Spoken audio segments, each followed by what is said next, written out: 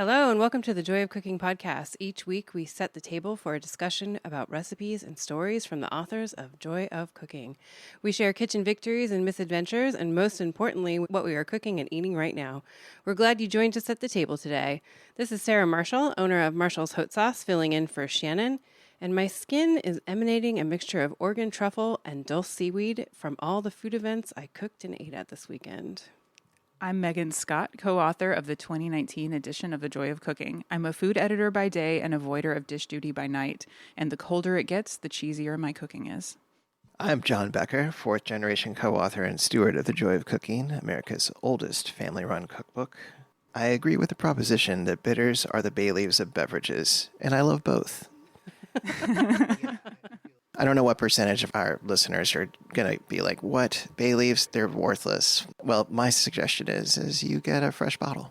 My sister was visiting this week, and we had this conversation about how bay leaves may or may not do anything. She was on the side of maybe they don't do anything, but I think we're firmly team bay leaf. I am so firmly team bay leaf, and I actually put bay leaf in everything. So we have pasta that we make that have bay leaves. We have hot sauce that has bay leaves. We have bay leaf plants everywhere. But I think also it has to do with being from the Pacific Northwest because we have bay plants everywhere. But our plants here are different than bay plants in California. Mm-hmm. Yeah. California bay, I'm sure it has its place, but it's more on the eucalyptus-y train, and it's not exactly equivalent, despite what the little clamshells in the grocery store might have you believe. Big clamshell. Yeah. So maybe your sister's stance is from not being around the bay plants. Yeah, I think she's from the perspective of getting a small bottle at the grocery store and then it sits in your pantry for 3 years and then it tastes like nothing, So which is the way that's what happens. Yeah. I don't think they're quite as common, but those spice sets that, on the turnstiles. Yeah, the thing that people get when they get married that you don't use, and then 10 years later, you're like, why are all these spices like dust? Well, Because they should have gone away a long time ago. One thing we've done before that kind of proves that bay leaves are worth having is if you just boil some pasta with a couple of bay leaves in the water, you can taste the flavor of the bay leaf on the pasta. So if you need to be convinced, I suggest doing that. Sarah, tell us about your truffle adventures. That sounds fun. There was the Oregon Truffle Festival this week. So there was events all around Oregon, not just even in Portland, but there was lots of things in Portland. But I went to Astoria for the Oregon Truffle Festival Marketplace. So what they ask of makers for that is to make something specific with Oregon truffles. And there's really specific rules. You have to use truffles that were foraged in Oregon. And so I got black truffles. We were in the middle of a snowstorm, so I had to put chains on my car, go to Rubinet Produce, call Josh first and be like, hey, dude, you got truffles? He's like, yeah. So I went over there, got all these beautiful Oregon black truffles. I made mushroom duxelle. So it was like mushrooms from Yamhill County, the black truffles. I deglazed the pan of shallots with sparkling wine. And then I had that for guests to eat. And I used our red chili lime sauce in it. Yeah. So it's always, I make it every year for the Oregon Truffle Festival, but they move it around. So this year it was in Astoria. Last year it was in Eugene. It's been in Corvallis and Newburgh. So that's what, and my skin literally smells like truffles because everybody, so there was like granola with truffle, chocolate with truffle. People were brewing beer with truffle, and I got to try all the things, but it's like coming from inside of me. Just perspiring truffle. Yeah, so sorry, not sorry. If I'm smelling funky, that's why. That's the most Oregon thing I've ever heard. I know. I'm living it. It's just the truffles. I'm living the life. I feel like a lot of people don't know that truffles grow in, you can just go forage for truffles. You can just go forage them. Yeah. And then also they, the truffle like scavengers, foragers, whatever you want to call them, they have truffle dogs. So they were there to do like trainings on how their dogs forage. And so they just have baskets of truffles and then they come around and they're like, oh, you want to trade hot sauce for truffle? And I'm like, yeah, I do. I sure do. So I have lots of them here too. I'll have to send you guys something with some today. Yeah. Have you made anything with them yet? No, because I'm still like living it. You still smell like them. Yeah. Got to give it a break for a minute. Yeah. I need a little like slow down period. Just putting truffles in a airtight container with some sticks of high quality butter. So amazing that it picks up so much of that truffle flavor. The truffles emit a gas, butter just picks it right up.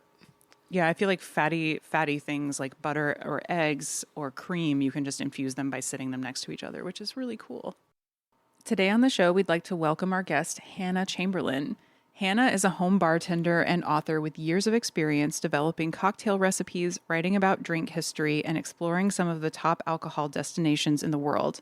On TikTok and Instagram, she's known for her over-the-top airplane cocktails, for drinking wherever bartenders tell her to, and for her weirdly dirty martinis. Her new book, How to Be a Better Drinker, Cocktail Recipes, and Boozy Etiquette, is available for pre-order now and is coming out February 25th.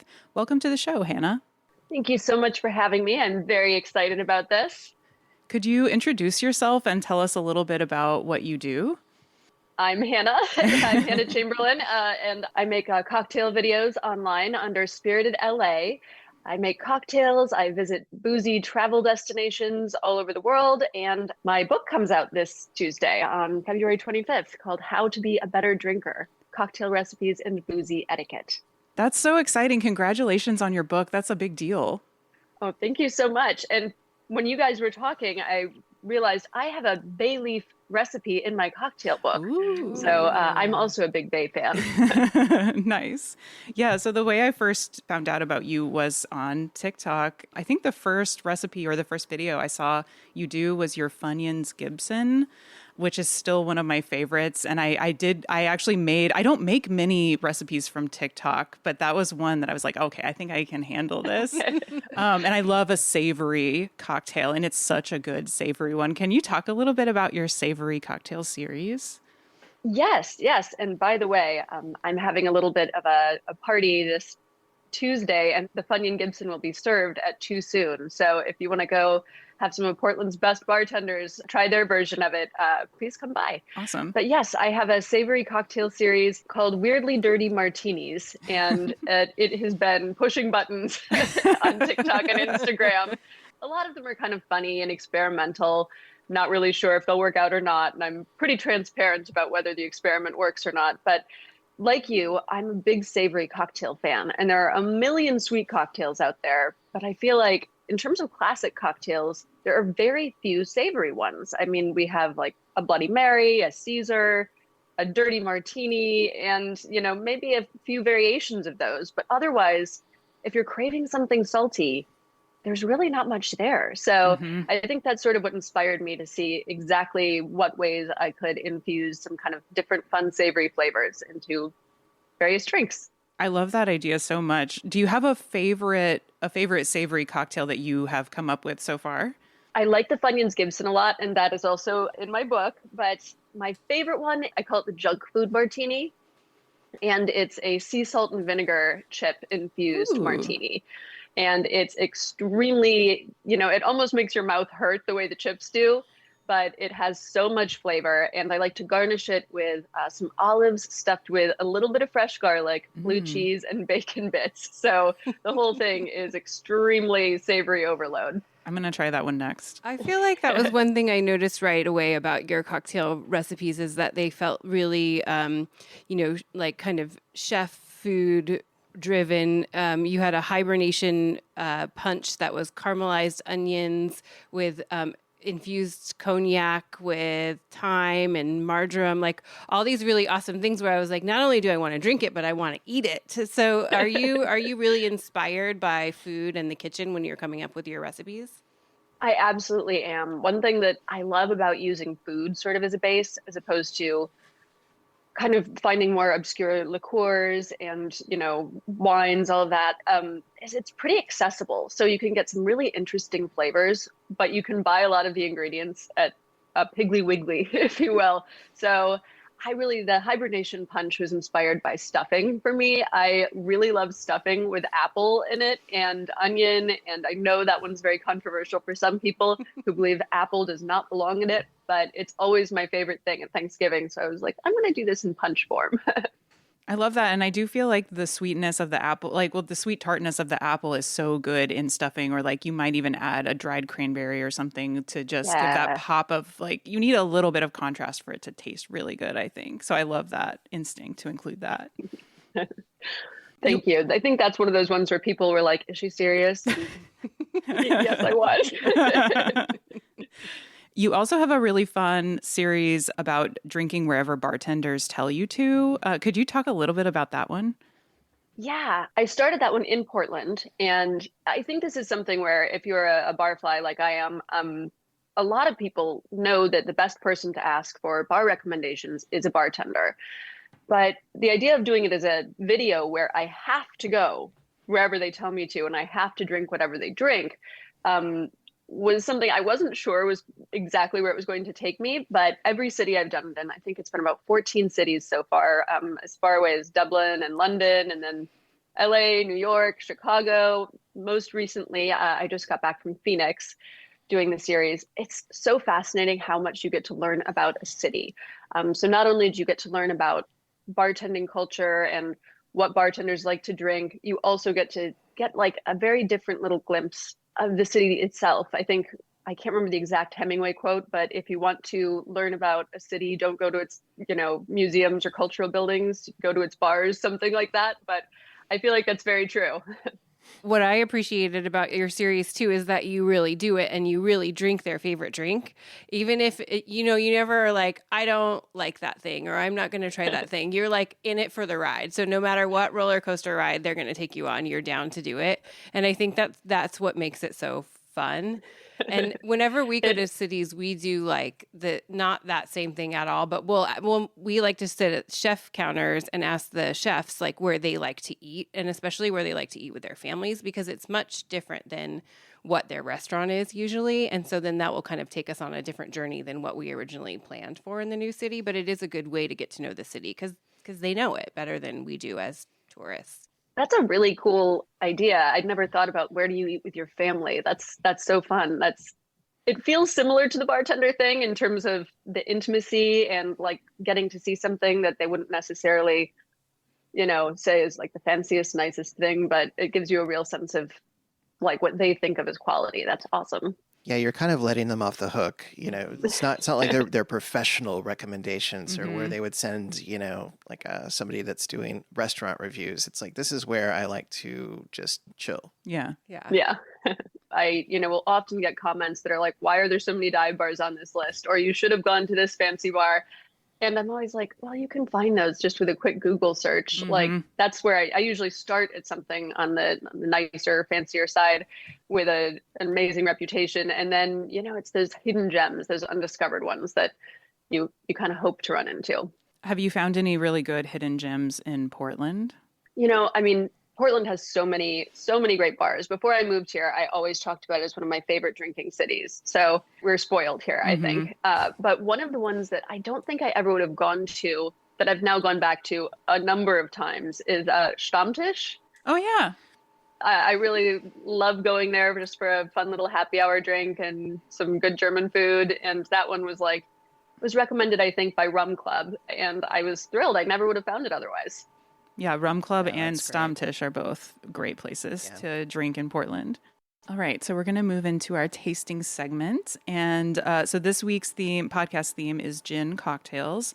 And to get us talking about cocktails, we're going to try a recipe called Irma's Gin and Juice. And a little bit of background for this recipe is that it was the first recipe in the first edition of Joy of Cooking in 1931, which was during Prohibition. So you can kind of tell where Irma's priorities were. You've got to start every party with a good cocktail, and she knew that. I think it was also a way of declaring that I'm not a prude. This is not like a home economics manual. Yeah. I know what's important. By the way, I read your article, Gin and Ingenuity. Yeah. And it was amazing. I loved it. I feel like I learned a lot about Irma and what made her tick and her sense of enjoyment. And I thought it was great. So I'm very excited to try this. I just wanted to talk a little bit about the gin that we use today. It's called Gin Through the Sages. It's from Agrodolce Distilling Company. They're a West Coast gin that uses botanicals from here in the Pacific Northwest. So that's the gin that we used. And they're going to put the cocktail on the menu, Irma's Gin and Juice, for March. And we're going to go in and try it together. At least I talked to Shannon about that. I don't know if you guys are going to come with us, but It's called the Can Bar in Portland. They do pop-ups in the Pix Patisserie space. People would know that space. And so they distill the gin there, and then they do pop-ups. So we're going to go drink these. Fun. I want to come. Yeah, great. That's what I was hoping. I didn't ask you guys yet, but I was hoping you would say, and Hannah, you're invited too. But they're going to... I love it. Yeah, they're going to put the cocktail on the menu, and then they're going to do it in a little can too. So Fun. Irma's legacy Nice. can live on. Absolutely. I'm going to grab my shaker, pre-filled it with important. ice just to make this quicker. Oh, you've got a nice fireplace going in No, the background. Your vibes are cool, man. Thank you. Thank you. I was upstairs getting ready for this, and I came down and my husband had set the fire, which is very nice of him. So I'm very excited to try this. I've never tried this before. Irma's Gin and Juice. All right, I'm going to give this a try. It looks very pretty. Cheers, Cheers. Hannah. Cheers. Cheers. Mm. Oh, that's really good. You know, this reminds me a lot of a recipe. They mix it up in, I think, the Philadelphia Story, just the juice of a few blossoms. But whatever that one is, it's very similar, but there's some muddled mint in it as well. So maybe a mint syrup would be really good with this too. But yeah, it's got that tangy grapefruit with the gin. Very delicious. That's a great suggestion. I was kind of thinking an herb syrup of some kind would be good. The gin we are using is super herbally, so I maybe not for this, but if you're using a more dressed down gin, I think an herb would be great in there. Yeah, maybe even a bay leaf. Maybe even. Join us at the Can Bar at 2225 East Burnside to enjoy Irma's Gin and Juice, made with gin through the Sage's Gin from Agrodolce Distilling Company, being served during the month of March. Check the Joy of Cooking Instagram for the date and time. All right, before we move into our interview segment with Hannah, I just wanted to recap quickly last week's Joy Scouts recipe of the week. So last week we asked folks to make fish boulangère, which if you didn't listen to the episode, it's actually it sounds fancy, but it's a very simple recipe of cooked potatoes and pearl onions we usually use cod, but you could use halibut or any firm white fleshed fish. It has a lot of butter in it because it's French. And we add a little bit of white miso on top of the fish as well as to the vegetables to kind of give it a more savory note. Yeah, just whisk it up with the melted butter before you toss the onions and the potatoes, and you put them in the baking dish and then smear some on the fish before you pop it in the oven. And it's a really great weeknight recipe, too, because it's pretty quick. And you don't have to use pearl onions. Pearl onions are kind of annoying to peel, so you can saute some regular onion. We used a leek, actually, for ours. We just sauteed it in some butter. But thank you all for cooking along with us, those of you who made the recipe. And this week's recipe is the Chan Chan, which is a cocktail that is new to the 2019 edition. It's on page 20 to 21. It's actually a cocktail that a couple friends of ours invented, and we just drank a bunch of them one summer and decided the recipe was so good we had to add it. Thank you, David Rachel. Yeah, thank you. And it's named after a Buena Vista Social Club song, which they are big fans of. So It was playing on repeat that summer. it probably was. It's really refreshing, and I feel like we're about to hit daylight savings, and we're going to start getting more sunshine and thinking about spring. And this is definitely a warmer weather cocktail, or it evokes those feelings of like warm weather. So it's made with muddled cucumber, fresh basil, lime juice, and a pinch of salt. And then you shake those with Old Tom gin and Saint Germain, so an elderflower liqueur, and then strain and into a coupe glass and garnish with a really thin cucumber slice. And if you're feeling really extra, a borage flower or two, which sounds so very fancy, but if you've ever planted borage in your yard, you know you can absolutely never get rid of it. It's everywhere. You have it forever. You're putting it in salads. You're putting it in drinks. You're putting it all over the place. Sounds delicious. I love elderflower and cucumber together. Mm-hmm. Speaking of recipes, the drink recipes in Joy of Cooking, the Nikolashka, is that how you pronounce it? Yes. Oh, boy. I am fascinated by this. I mean, tell me more. I feel like the lore is that one of the Nicholases, Tsar of Russia at the time, was, I don't know, angry at the French and bemoaning French influence on Russian culture. No, I'm making that up. I don't really know that. I do know that French was the primary language in the Russian aristocracy, so that sounds like it makes sense. Yeah, right. Well, yeah, anyways, this particular Nicholas was not feeling predisposed to liking the French at that moment, and as an insult would basically chew on a slice of lemon before having their cognac, and people kind of built on that. It became a thing where I'm trying to remember exactly who added what, but the version that's in the book that is basically my father Ethan kind of concocted that version. And it's, you sprinkle a little sugar on the lemon and then a little shaved chocolate and just a little sprinkle of coffee grounds. And you chew that until you can't stand it anymore. And then you just have a shot of cognac. I would say a mid-shelf cognac. You certainly do not want to go low on that, but you don't want to. Yeah, you don't want to use the really nice cognac with that either. Yeah, I feel like my taste buds would be an interesting zone to use the good cognac for that. I have to try this. I'm definitely trying it. I feel like bars should start serving this too. It seems like such a fun ritual. No,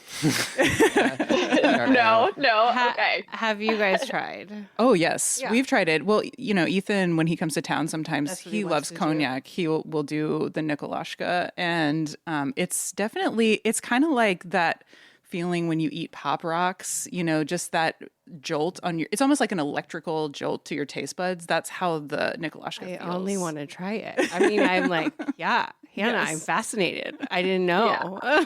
It makes you feel things. I'm definitely going to try this. I want to feel things, you guys. Let's try.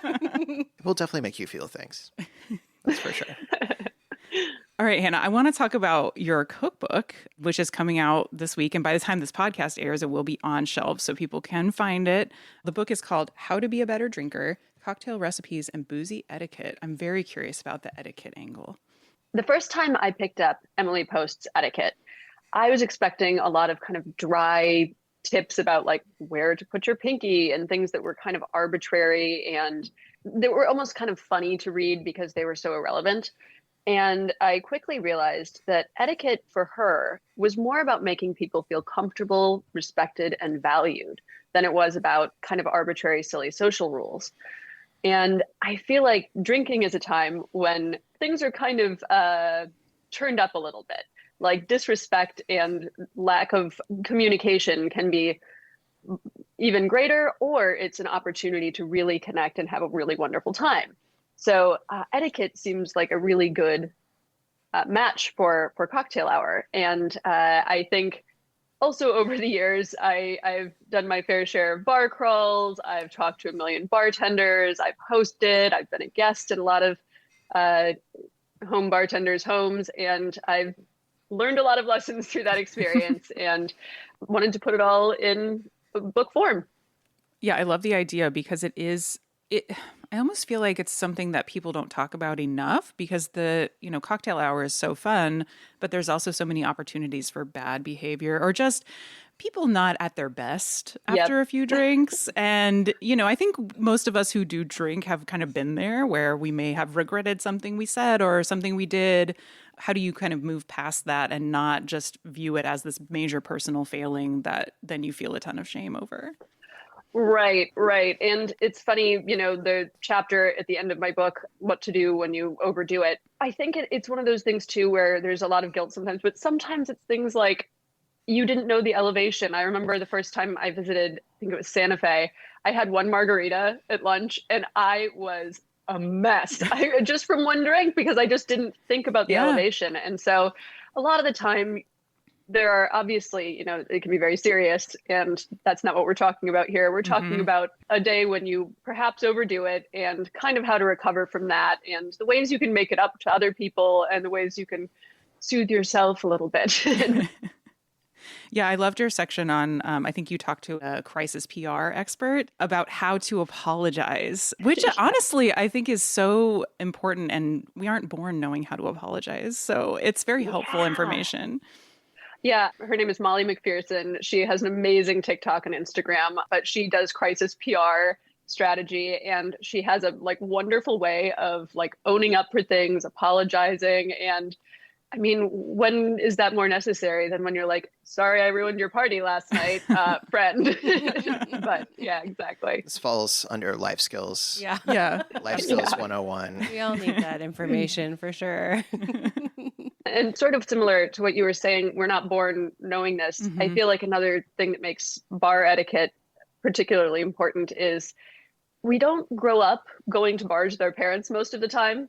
So, your parents might tell you important life lessons like, oh, the person behind you only has one thing. If you're at a grocery store, they should go first. But they're probably not telling you how to behave in a bar. So it's good to have something that we can kind of all unite under, like, all right, these are the appropriate behaviors. Well, yeah, not everybody has the pleasure of working in the service industry. And I think there's a learning curve for customers as well as serving customers. You really just treat people right. You gotta respect, the people that are bringing you delicious drinks and scrumptious foods. Yes, agreed.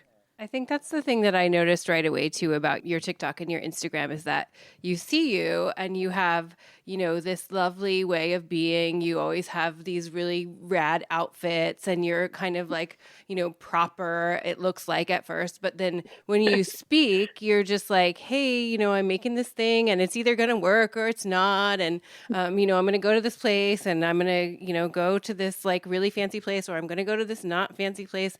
And you're just like along for fun and for experimentation. And you're not saying there's one right way or one wrong way. And you're just inviting everyone along with you. It's not like only certain people can come do this with me, where I think that fits into the etiquette for everyone. Like that it's just about like the joy and the experience and in having fun with it. And I really appreciate that because at first I think when I saw you, I was like, oh my gosh, she's beautiful and perfect and wonderful. And I'm not going to even be able to drink those drinks in those places. But then I was like, oh no, man, I think we could be buddies. Yeah. Come shoot Jaeger shots with me in dive bars. Yeah, I'm down. I'm totally there. Well, thank you. That is incredibly nice of you to say. Yeah, that was one I remember in Hawaii. I always ask, what do you like to drink there? They said a shot of tequila, a shot of Jaeger, and a beer. And I was like, this is my second stop of the day. It's going to be a long night. It is 1 p.m. Okay. Yeah. But thank you very much. That's very nice of you. And that is something I also, when I was reading your article and, reading through Joy of Cooking and a little bit about Irma, the idea of the joy of the process, I love that. My brother-in-law the other day, he was feeling guilty making me make another drink, another round. And I was saying, I actually don't think I've ever minded making a cocktail. I can't remember a time when I've been like, oh, I have to go to the kitchen. I love it every single time. The message of Joy of Cooking, of course, really speaks to me in that way. I draw the line at doing a Ramos Gin Fizz by hand. Ooh. Oh, that's a good point. Yeah. That's a good drink. That one's fair. That's just a great drink to order at a bar. I mean, if a bar has a Ramos Gin Fizz, I kind of have to order it. It's like the same philosophy as going out to eat and wanting to get something that you're not going to make at home. Have you been to Holy Ghost? At Holy Ghost in Portland, they have a special Ramos Gin Fizz machine. So you order it, but it still tells you it's going to take 15 minutes, I think, to get it. And they have a machine and it shakes it for you for 15 minutes. That's amazing. And then you get it. Yeah, Holy Ghost. I'm going to give you a shout out. Okay. It's a wonderful place. They make it perfectly. Go try it. I think I had a really great one, and I think it was Herbs and Rye in Vegas. And man, it was on the menu, and I got permission from not just a bartender, Chris. I don't know if you know his content, but I asked him where he goes and what he likes to drink, and he said a Ramos Gin Fizz. So I was like, okay, feel like a jerk, but go to town. And it was beautiful, a thing of beauty. Order the Gin Fizz, but then tip well. Yeah. That is one where you need to tip well. That is the etiquette for ordering a Gin Fizz. Yes. I wanted to talk about, so in your book, you give some advice to the home bartender, and you talk about these 4 different home bar approaches that you can take to kind of maintain, to give you focus and help you maintain your sanity as you're bartending at home for parties. Could you walk through those strategies? And then I would love to hear which one you personally use at home. Yeah. When you're setting up your home bar, it can be tempting to buy as many bottles as possible, or you don't know where to start. So you just kind of pick some things randomly that look pretty. But I feel like it's not always the most useful way to get the most for your money or the most for your ability to drink something regularly that you enjoy. So one way that I think is if you're really just starting out and you don't want to go crazy spending a ton and you don't really know how to make a million drinks yet, is simply have a signature cocktail that you can always make. Negroni is a great example. If you always have the ingredients for a Negroni around, people, even your friends, will start to like it. They'll go, oh, every time I go to Megan's house, I always have a great Negroni, and it's Megan's Negroni. And funny so enough, that is my one cocktail I make all the time. That's so funny. That's what I've had when I've gone over to your house. And then people, they go, oh, they're her famous Negronis, and then it's totally, as long as you like drinking them, that's great. The second way is having like the basics, sort of. There's a book called 12 Bottle Bar that is great if you're looking to get the most cocktail recipes out of limited bottles. So I recommend that book all the time. But getting basics so that you can make all of the classics. And there are just 10 to 12 ingredients that if you have those on hand, you can really make almost everything. Next is you kind of build a little on that, and you kind of add some seasonal elements. So you almost have like a fun seasonal signature, like elderflower liqueur is a great example of that. Like for spring, you have some elderflower, you get maybe some ginger liqueur for like the colder months. So you can make the basics, but you can kind of zhuzh them a little bit with something extra and fun. And then lastly, there's like the crazy, insane showstopper bar, which is every single ingredient that you can find. You have the basics, you have multiples of the basics, and that's kind of where I am. I'm a big booze collector at this point. We have so many bars. Our glassware, it's sad. In our kitchen, we have a million things. They're all glass. We have like this many plates. No plates. Everything else. All glassware. No plates. Just all glassware everywhere. So that's the last stage. How about you? Do you have the signature cocktail ingredients, or are you kind of...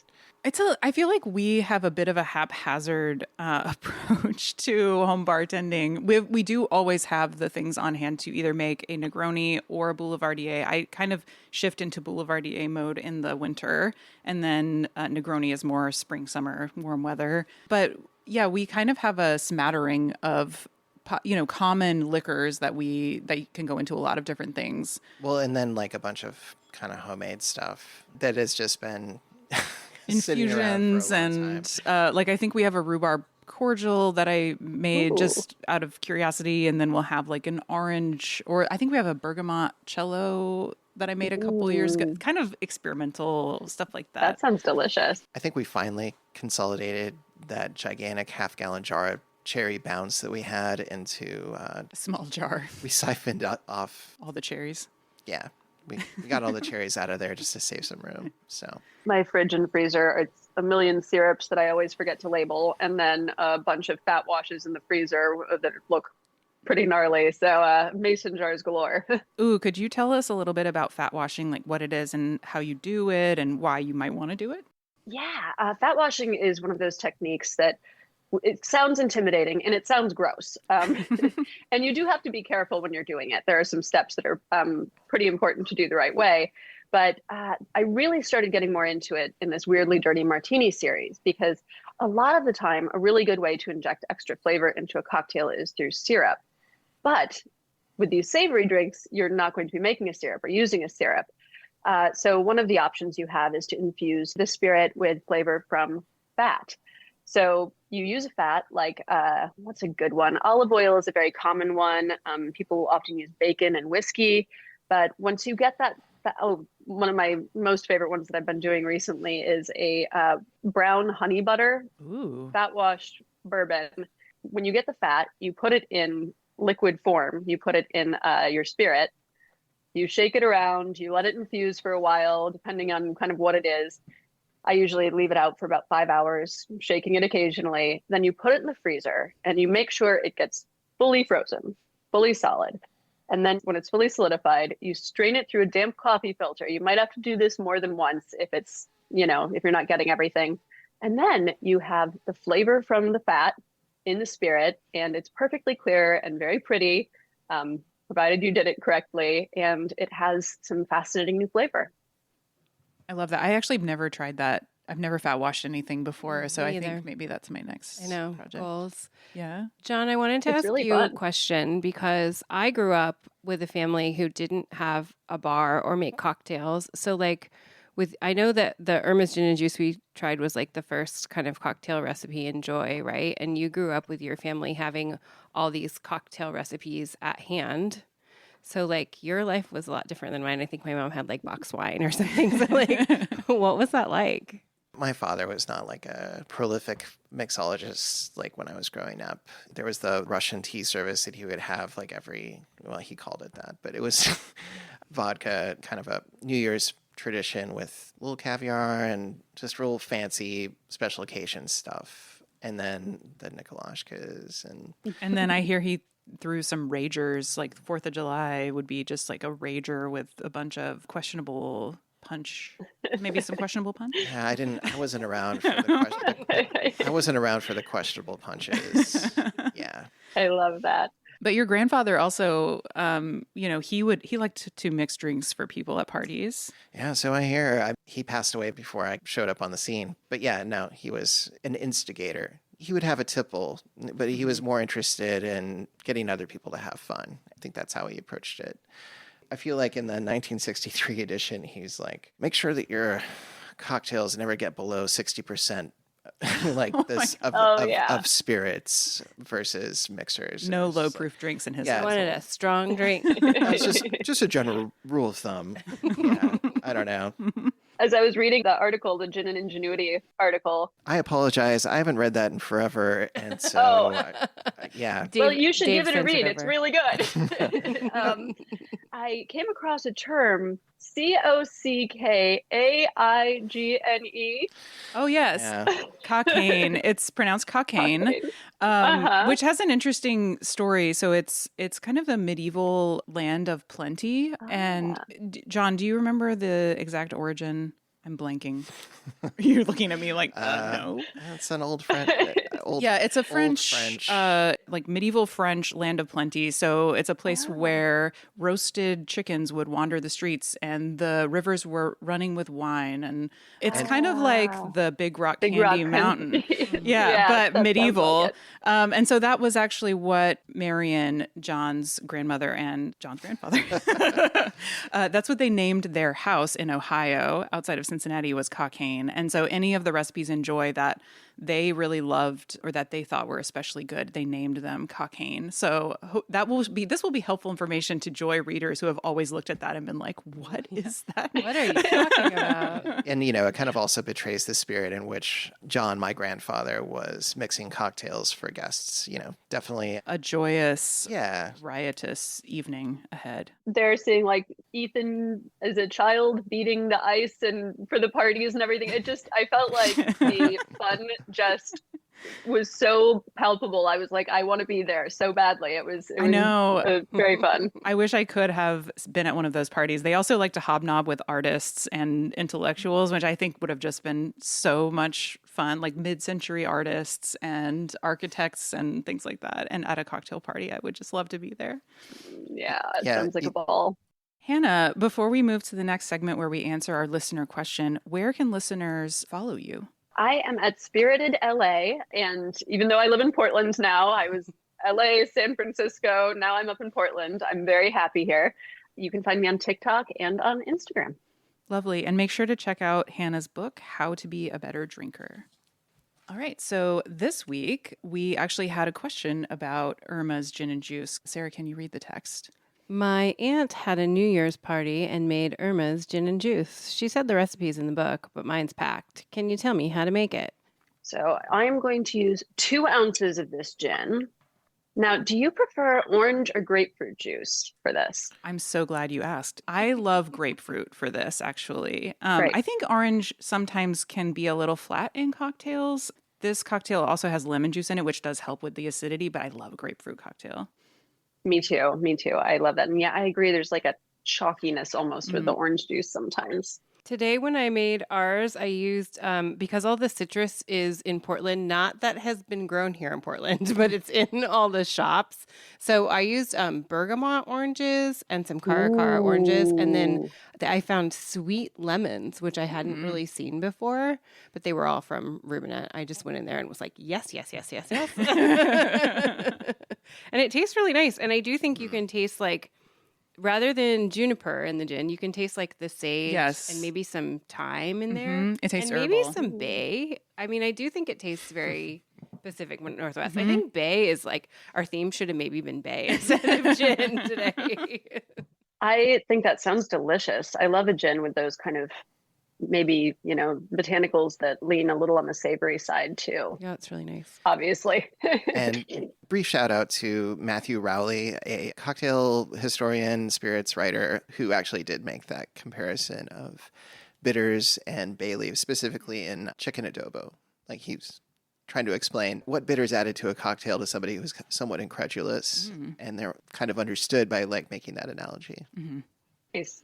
So now I'm going to add 2 ounces of fresh grapefruit juice, and then I'm going to add 3/4 of an ounce of the lemon juice. It has to be fresh. It has to be fresh. No sour mix? It's so interesting. I love fresh citrus in my cocktails, but I feel like so many people are moving to different ways of adding acid to balance their drinks these days. So far, I don't have a ton that I love, but I think that we're going to be making some different choices in that area. So we have the 3/4 of the lemon juice, 3/4 of an ounce, and then I just whipped up this simple syrup last night. Do you use plain simple for this, or do you often experiment with it? Well, Irma actually recommends, as like variations, apricot syrup is one of the ones she Ooh. recommends. That Yeah. sounds nice. That sounds nice. I was thinking a tea one might be nice, like an Earl Oh. Grey or something seemed like it could be I like that idea nice a in lot. this. All right, so 1/2 ounce of the simple syrup. And I imagine that people can kind of adjust that based on their sweetness preferences. Yeah, sometimes we don't add any simple syrup at all if the citrus itself is really sweet. It just depends. So it's a good idea to taste the citrus juice too. That makes sense. All right, now I'm going to add some orange bitters. Do you have a favorite brand of orange bitters? I have a lot of ones that I like. I often use the Reagans, but I'm using the Bitter Housewife today, a cool Portland brand. All right, so now we're going to give this a little shake. I think the shaking is where you can really make a big difference in your home cocktails, because I think people don't shake cocktails enough sometimes. You really want to get them chilled properly. Diluted too. Yeah. A lot of shaking, and I feel like people often don't use enough ice too. That's another one where I'm like, the reason it's not I have a little section in my book called Troubleshooting Your Cocktail, Why It Doesn't Taste as Good at Home as It Does at Bars. And enough ice is huge, I think. All right, I'm going to grab a glass here. I'm going to check out that section in your book. That's brilliant.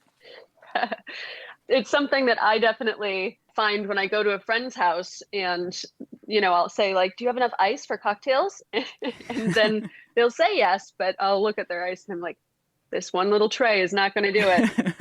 You really cover the gamut in that book. I mean, we can talk about it after you finish mixing the cocktail, but I do want to commend you. It's like, the full life cycle, or I don't know, from starting to, set up your own bar to what if you drank too much? How best to handle that and avoid it if possible. Yes. Yeah. It's definitely one of those things where I've learned a few lessons in my day, sometimes the hard way, but hopefully other people will learn from my mistakes.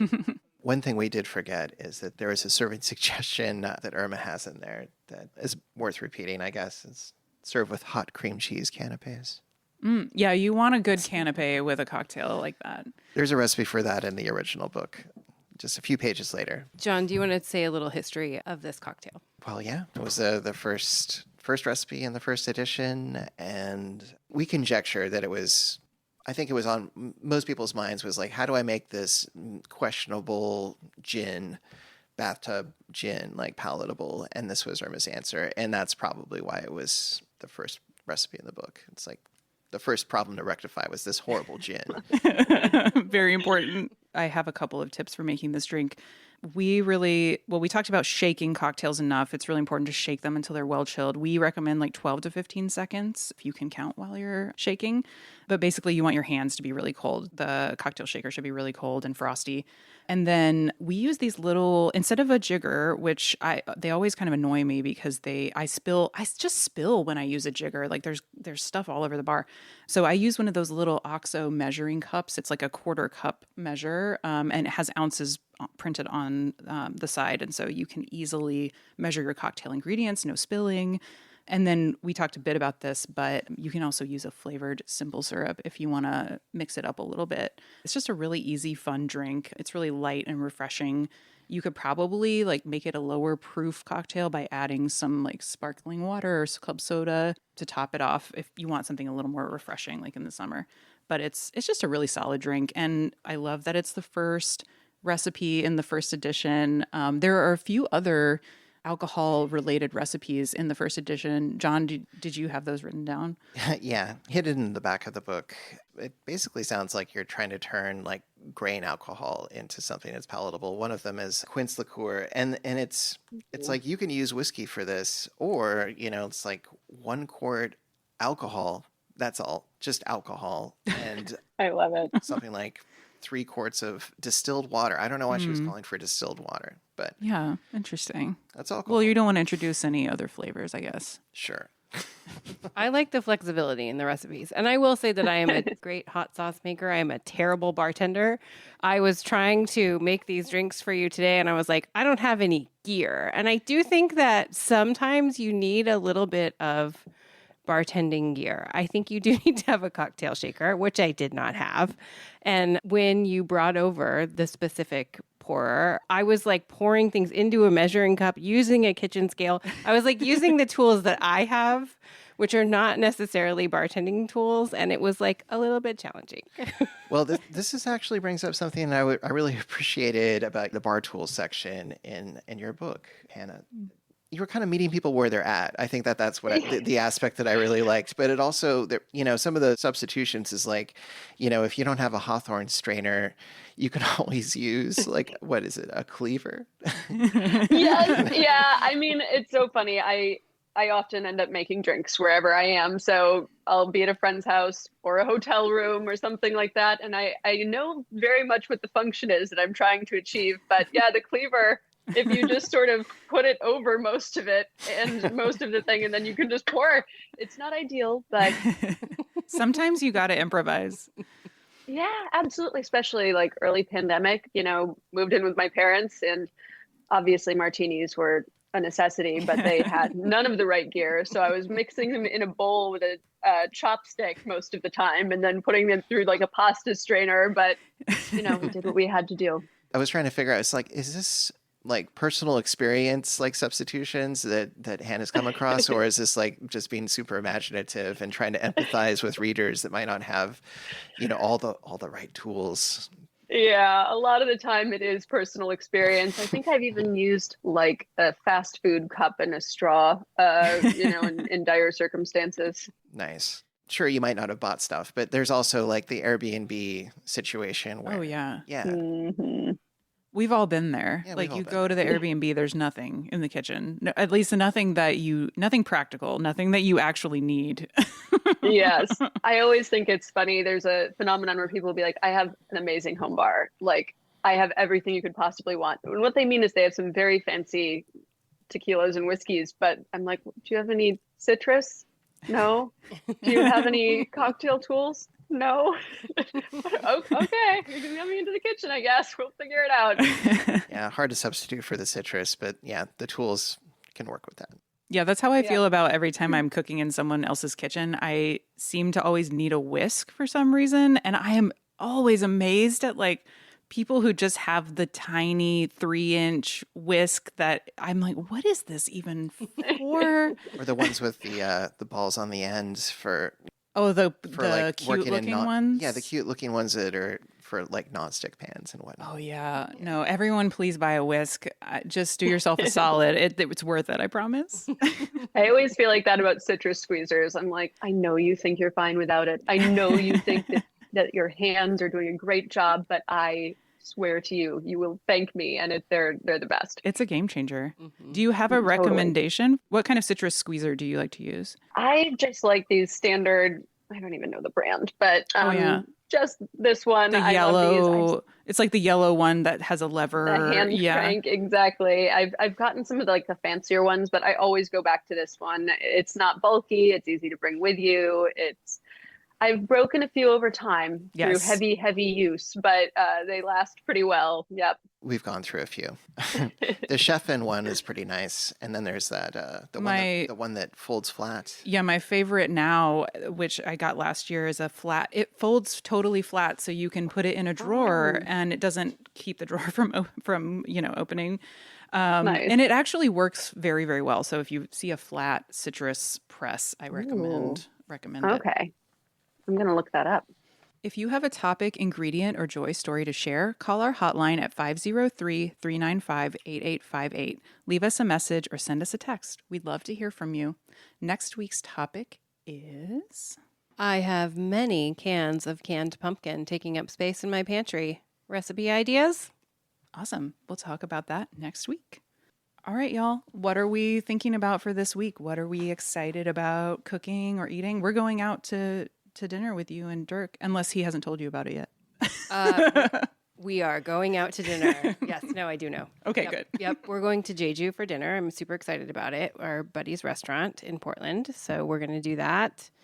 I am working on a hot sauce recipe with tart cherry juice because I'm going to the Cherry Bomb Jubilee in April. So that's like fun. my experimenting recipe time that I'm working on. And then as far as cooking at home, we're doing mushroom barley burgers. It's a recipe on our website that uses our habanero carrot curry sauce. Dirk asked that special request. So I'm making that this week. I think that's it that I have planned so far. Lovely. What about you guys? I feel like we're in recovery mode. We ate out a fair bit, but also we cooked some pretty rich food because we had some house guests. So Yeah, we're going to be cooking. We did get our CSA last Thursday, so we have some tatsoi this week, which I really love. If you haven't had tatsoi, it's kind of it's in the mustard family or like bok choy, but the leaves are just, I think it's really beautiful. The stems are really thin and the leaves are really delicate. It's good in stir fries, or I sometimes add it to miso soup or something. So I'm excited to use that. And then we also got a big Savoy cabbage. So I will probably cut it into wedges and then sear them and braise them a little so they get really velvety soft. But lots of good vegetables are probably happening this week. Oh, also exciting update. We're having built-in bookshelves put into our office for all of our cookbooks. Fancy. So that's going to start this week, and I am so ready. Yeah. You're like the perfect people that need built-in bookshelves for your office. You have like the most cookbooks of anyone I know. That is very exciting. or we could just get rid of more cookbooks. No. That is not the I mean, idea. we've already done that. We have done our due diligence, and we're still in need. So very looking forward to that whole process of also like organizing everything. And I love organizing things. Yeah, we're actually going to have to move a lot of books today. Hannah, do you have anything you're going to cook or cocktail this week? Yes, I'm having my book launch party this week. So we will be drinking the Funyuns Gibsons. We'll be doing a blueberry jasmine green tea Paloma. Ooh. I think we're doing a champagne Sazerac variation, and then maybe a tropical espresso martini. And I'm getting one of those like very fun Victorian retro cakes to kind of for the occasion. Have you seen these everywhere now? We're going to have one of those as well. Can you tell me a little more about that cake? I don't know what that is. So I call it cake kitsch. I don't know if that's the official term, but these very retro, like 1950s looking super piped cakes with a ton of like very over the top color. The maraschino red cherries, like that just very gaudy look, but I love it. So I'm very excited to have it. It's going to be gluten-free too, because unfortunately that's a necessity for me. But there's a lot of great gluten-free bakeries in Portland, so you're in the right place. Yes, it is another thing that makes this a great city to eat and drink in. Fun. Well, thank you all for listening to the Joy of Cooking podcast. Before we go, show some love for your favorite podcast by subscribing to the show and leaving us a review on Apple Podcasts and iTunes. Follow us at joyofcooking.substack.com and on Instagram at thejoyofcooking. Stay tuned for next week where we will tackle canned pumpkin. And don't forget to make this week's recipe the Chan Chan. Call in with questions, hopes, history, or where you find joy in the kitchen. Our number is 503-395-8858. That's 503-395-8858. And we could not do this without our fantastic team at the Joy of Creation production house. Thanks to Dave Drusky, our production coordinator, and Haley Bowers, our audio engineer, and me, I guess, the producer. Thank you, Sarah. Yeah. In the script. Should have cut that out. Thanks, everybody. And Hannah, thanks for being our guest today. It was so great to meet you. We had such a good time. It was great to hear about you. Thank you so much for having me. It's been a blast. And everyone, go be a better drinker.